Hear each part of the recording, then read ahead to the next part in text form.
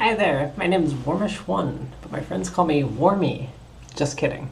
I don't actually have any friends anymore because I'm such an avoidant weirdo that I pretty much pushed them all away over the years. Anyway, I should probably start out with addressing the incendiary title that probably caused you to click on this video in the first place. Chronic back and forth NEETdom, and why I've never been able to hold down a job, finish college, or create any form of stability in my life. I mean, obviously, there's not a clean answer, but maybe it'll help elucidate you to my condition, if you will, and the truth will be clearer to you, the viewer, than it ever has been to me as you learn more. For starters, the only education I hold is an unfinished music degree, which is somehow more useless than a finished music degree. I don't have the energy or ability to even see something like this through, because at the time I had to commute like 45 minutes to an hour and a half, I think, each way, depending on the traffic, the load of schoolwork, practicing piano 4 more hours per day, teaching piano lessons sporadically, and the classes themselves kind of overwhelmed me. I didn't really ever have any friends there, and I just kind of started to lose my mind. Eventually, by the third year into my degree, I just kind of lost it and gave up. And sadly, I felt demotivated to continue to seek out music again in any serious way from that point onward. The thing with music started because I was a very naive child, and ever since I was 12 or so, it was pretty much all I cared about. And due to this, it was obvious that going to school for the thing you care about makes the most sense. People try to tell me that there's no money in it, that it's going to be a difficult life, but back then I was too young and naive to really understand what they meant. Ultimately, partway through, I did what any sane person does. I dropped out of school to live in Portland, Oregon with the person I was in an online relationship with. I'm not saying it was a mistake. What I had there at the time was real, and it meant a lot to me. I'm just saying that I kind of ended up uprooting my life from any kind of stability from that point onward. For the most part, I was always pretty incapable of having it in me to seek out employment in person. I had tried a brief stint as a Salvation Army retail worker the summer prior, and I just didn't really last in that environment, causing me to mostly just seek out online webcam modeling for money from that moment on for a good amount of years. Yeah. The pay for that was inconsistent and not amazing, but it was at least a lot more dignified than being a wagey, which probably says a lot. Eventually, I tried to do some kind of call center work from home, and these crappy underpaid jobs where you just rated search engine queries of random people on the internet. I only lasted at the call center job for like a couple months, and I retained the search engine rater job for a number of years actually, but it was only part-time, very unreliable and inconsistent, and the pay always stayed at a pitiful $14 an hour no matter how much inflation continued to chip away at what that represented. Also, at some point, I just stopped taking it seriously and would just submit a bunch of garbage to get past their quality screener, not actually trying to put real time into doing the job correctly, because I just didn't care. Eventually, after being in Portland for a few years, my relationship with my partner there kind of fell apart, and due to my own selfishness, I ended the relationship to be with a girl I had become close with at the time. That caused me to move back in with my dad again, while I was in a mostly internet relationship with this girl. We spent a lot of time talking together, and well, I guess I worked that rater job for a while during that phase, making enough to barely get by at my dad's. Eventually, they got tired of my lousy work and finally eliminated me from the program, which makes sense on their part. At some point throughout this, I discovered my love for trading, and I discovered options trading specifically. I had some experience originally from my time in Portland with trading leveraged Bitcoin and also trading some shitcoins, but I don't think it was ever anything all that serious. Options were like a whole new world to me. I was enamored by what they represented and how you could tweak all these little parameters to trade different qualities of a market thesis. It quickly became my new obsession, and I actively spent a lot of effort and time learning about how they actually work, the dynamics about how the market works, and many other concepts related to derivatives. I had a lot of loss and some mixed success while working that job and living at my dad's, but eventually I was without a job and without any money, which, as I tell this story, you'll see becomes a repeating theme. At that point, I finally got desperate enough to seek out other remote work again, and tried my hands at another call center adjacent remote work, or at another call center adjacent remote job for some kind of contractor for Pandora jewelry support. It lasted a few months, and I somehow managed to get through the entirety of that contract. But before I knew it, after some poor decisions, in several months, I was back to no money and no job. After that, I desperately continued to seek something that paid decently and that I could handle, somehow. Meanwhile, maybe it was because at this point, it was slightly after COVID finally took off and SaaS companies were doing especially well and remote work was plentiful. But anyway, I landed an amazing job as an overnight technical support representative for a SaaS company. I felt like for the first time in my life, I had landed myself into something actually dignified and achievable that I could actually make work. I'm going to be honest, while I did acceptable work by the company's standards, I was a real slacker and really pushed things far. Because it was overnight, and in general, there were huge periods of dead time throughout the workday, I would spend large amounts of my time that I was getting paid to work asleep. I had it set up so that I would get woken up anytime a chat, a call, or an email would come in, take care of that, and then go back to sleep. It did cause me to be pretty mentally unstable during the time I held that job, and I think the constantly broken sleep and general deprivation of quality sleep really contributed to my worsening mental health back then. During the time that I held the job, my relationship with the girl I told you about earlier started to worsen significantly. I think to some degree we were both a bit mentally unwell, especially at the time, and brought out a lot of the worst characteristics in one another. Anyway, that really just resulted in causing me to become avoidant of her in an incredibly cowardly way and just try to ignore that she existed, as though that would make all my problems go away. That's a pretty lame move, and honestly, I'm kind of ashamed I didn't just come right out and say how I felt. But I guess this behavior of trying to ignore my problems, hoping for them to just go away, is a common habit of mine that's persisted. While this was also all happening, I continued to have periods of failure and success in the options market, and then later the equity futures market. I even had a point back then where I steadily grew 1K into close to 40K over a couple of months.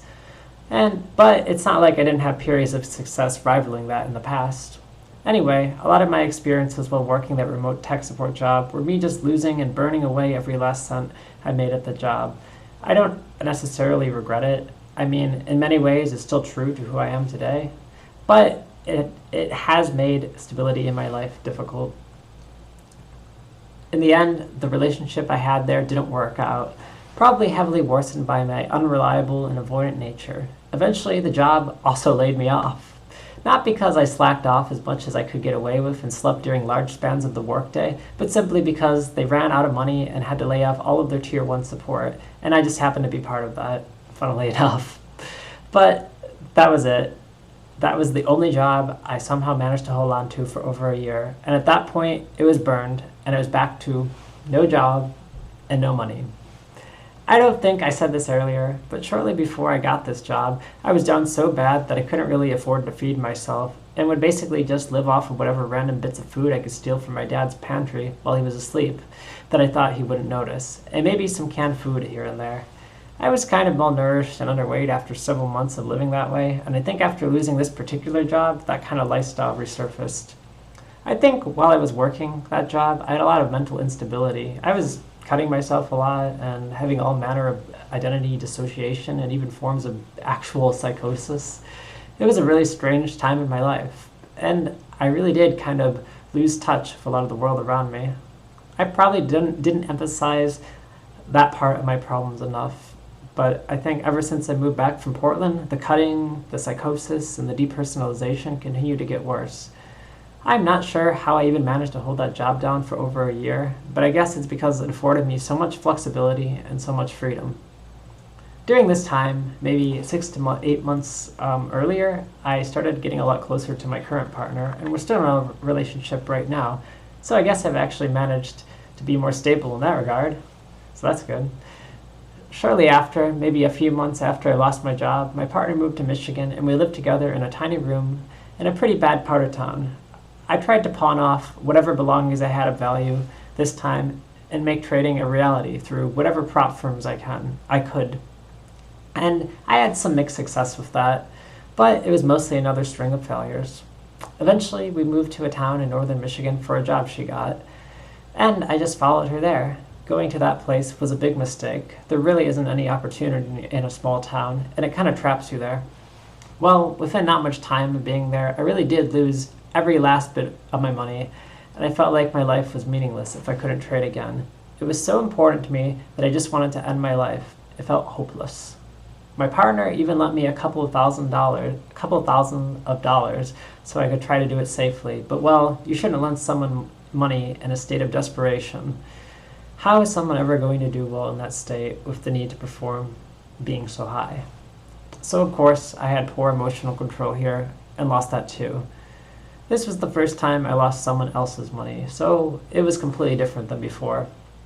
This time, I had to do something about it, and ultimately got a job to pay back what I lost. I had to literally walk around the crappy tourist town nearby to where we lived, going from job interview to job interview that I had scheduled that day, since I didn't have a car of my own. I landed my first job in person in years there as a cage cashier at a casino. I thought the idea of working at a casino and interacting with large sums of money sounded cool, and the pay, especially of tips, sounded like the best I could get in a place like that, and, well, maybe it was. I actually didn't have a car when I took the job and planned on riding a bike for like an hour every day just to do it, but quickly realized that this strategy made absolutely no sense, and I caved and bought an $800 car that somehow worked just fine.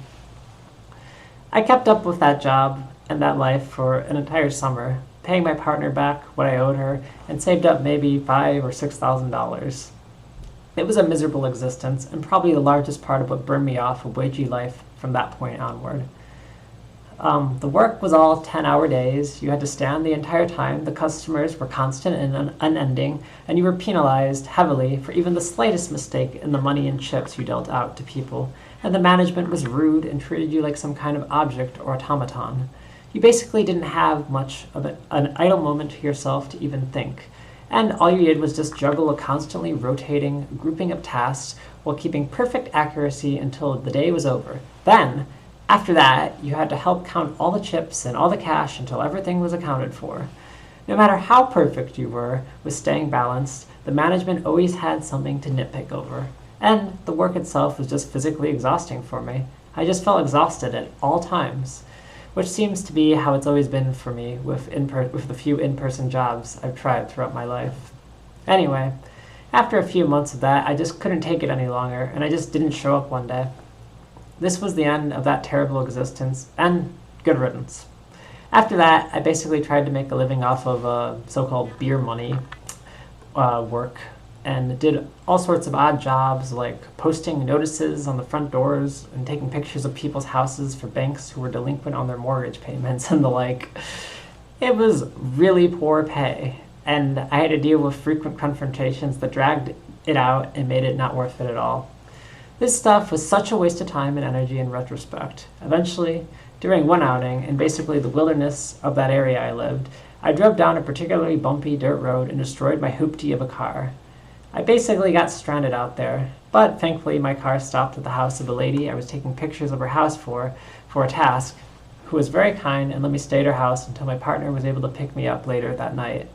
I tried to drive my car back home, but I just destroyed the thing in the process, and it had to be towed back. After that, I basically ended up cycling through like 4 different vehicles that had all manner of issues, and while trying to do all these odd jobs, one of them flew off the road into a bunch of trees. Somehow, my car bumped into a huge log and got stopped in its tracks right then and there before I could hurtle straight into a forest. I think it was if that log hadn't stopped me, I would have probably died right there. And I guess that was enough to finally convince me that these odd jobs really weren't worth risking my life over. I sold off the excess messed up cars and got a job at a practically abandoned small town post office where I basically managed the entire place by myself as a part-time job. It was tolerable, and there wasn't really anyone lording over me, which was good, and the customers were pretty infrequent, but it just felt kind of stupid to even do. And, well, I don't think I felt like there was any meaning in doing this, just eking by my existence. So within a few months of that, I just decided to quit on a whim. In my infinite wisdom, or maybe just my desperation to be able to trade again, I sought to obtain a CDLB. I somehow thought I would be able to handle that kind of work and actually make it work for me. But on my first day of CDL school, I immediately felt like I didn't want to be there, and I took one step on the mud in the truck yard and realized I wanted nothing to do with it. So I drove back to my motel room and wrote the entire thing off. I just gave up on it before ever really starting. At that moment, the thing I turned my attention to was yet another job at the USPS, but this one required a real aptitude test to be able to get into, and the pay was more than anything I had ever made before. In that moment, I thought I was swearing off all forms of undignified employment, and that this was finally it. This was finally the moment I would be able to obtain something well-paying enough to earn enough money to trade sustainably that had the dignity for me to be able to stick it out. So I really tried my best. I put 6 months of effort into mastering every skill necessary to work an electronic technician job at the USPS. I overprepared to the point that I managed to somehow score a 97.7 out of 100 on the aptitude test by the time I took it, getting literally every single technical question correct, and only maybe 1 or 2 spatial recognition questions wrong. I had basically achieved what I set out to do, and all I had to do was cleverly lie my way through the interview to make it seem like I actually had any form of real-world experience with this kind of thing. Somehow, through quick preparation and whatever knowledge of electronics I had gathered up over those 6 months, I was able to obtain the job through a bunch of made-up experience and an artificial identity I took on, making it seem like I had worked all manner of projects with conveyor belts and the like. In reality, I only knew what I was talking about conceptually, and hobbled together the whole story in like 10 days or so, that I had to prepare for the interview, and I guess that was still enough. Those electronic technician jobs are really only stationed in parts of the country that no one wants to live in, so this one was actually in Fargo, North Dakota. So I made my way there with my partner, and that's where I ended up. I thought, finally, this is it. I have a real job for once in my life. I've made it. Oh, how wrong I was. The job didn't really contain any of the technical material required to obtain it, and really all they let me do was vacuum the machines out, and because that was actually too physically tiring for me, I just blew them out with a leaf blower and then swept it up most of the time, even though we technically weren't allowed to do that. It was pretty disgusting, and the job was more like grunt labor than anything else. I tried my best to persist and put my all into it, learning everything I could about the machines and how to do maintenance on them, replacing belts and parts and running diagnostic tests, and ultimately, my coworkers and the management there was pretty unforgiving. But I guess it was because I was slow and wanted to spend more time learning about how things worked than doing manual labor. They got rid of me at the end of the 3-month probation. I'm kind of glad because the work environment there was miserable, the people there were miserable, and I was just all around unhappy and living an exhausted and dissonant life during my time there. The job was a lie and nothing like what I imagined it to be, and at that point I was just happy it had finally ended because I couldn't keep it up even if they hadn't fired me at the time. After that, I guess I just went on to trade again with the money I had earned there. I had a bit over $20K saved up, which was pretty substantial for me. Throughout that process, I had a fair bit of success with options on earnings events. I think I got my account up to over 60K, and then finally back down to as low as 1K again. I then managed through a few good trades to turn that 1K into over 100K, with my largest success ever. I was over the moon. I thought I had finally figured out a winning strategy, and basically became overly confident, taking ridiculous levels of risk, slinging around tens of thousands of dollars like it was nothing. It was fun to have that kind of unrestrained ability to trade with large amounts, but in the end, I burned it back down to the 20K I had started with.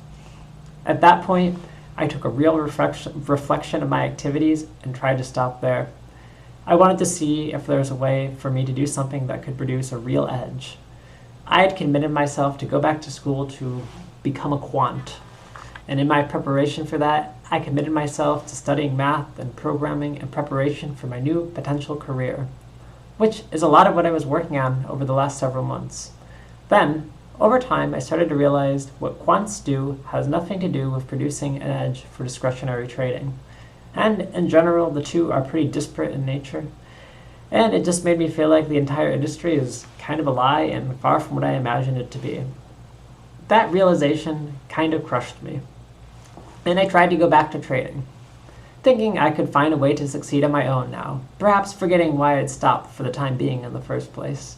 Maybe life had just lost a lot of meaning at that point. Maybe I just didn't know what to do. I'm not sure. But more recently, through a series of poor trades and bad decisions, with a mix of futures and options, I basically burned through everything but my last 1.8K or so.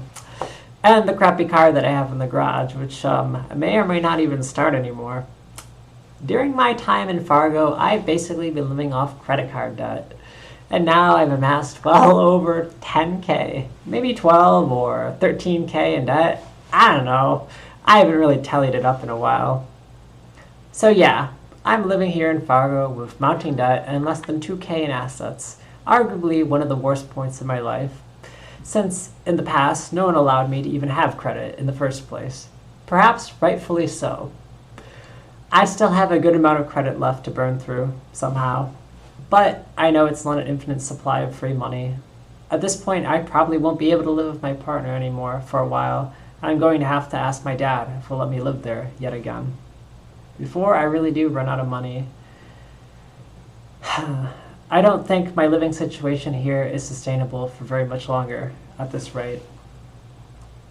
I think my plan at this point is probably to go back to school and finish my degree. Not in music, but to get a philosophy BA. I then want to try to go from there to get a JD from law school. I guess that's pretty ambitious for a loser like me, but I guess I'm just sick and tired of never having anything, and I need to find a way to elevate myself from the life I've led to this point. I'm honestly not sure if I have it in me to finish even an online degree, and then I have the energy to make it into a decent law school and go through all of that. But somehow, right now, it feels like something I can try to put effort towards. At least for now, one small step at a time, because if you do actually do well in school and get a decent score on the LSAT, which is like the test you take to get into law school, you have a real chance at a decent job in law. Something that actually pays well and is actually dignified. I think it's inspiring to know that that kind of opportunity exists for me. And I want to at least give it a shot instead of just continuing to further rot and decline mentally. I know it will take a while, and what else do I have going for me right now? And out of all the things that out there these days, there isn't really anything that can actually translate to a job that I want to put effort into besides this, since it's the only thing I can find that would translate to real opportunity if you put genuine, sustained effort into it. I feel like I'm in a pretty bad spot right now, and as you can see, I've never really lived a very stable or successful life. But I want to believe somehow it's still not too late. That it's only too late when you decide to give up. I don't think I'm very good at keeping it together, and I flake out of a lot of things, as you can see. And while I haven't necessarily been a complete NEET, I've also never really managed to amass any form of stability in my life, even now. I think I made this video more so for myself as some form of therapy, but maybe someone out there can relate to this somehow, or I can inspire someone to keep going or try new things. I'm not sure.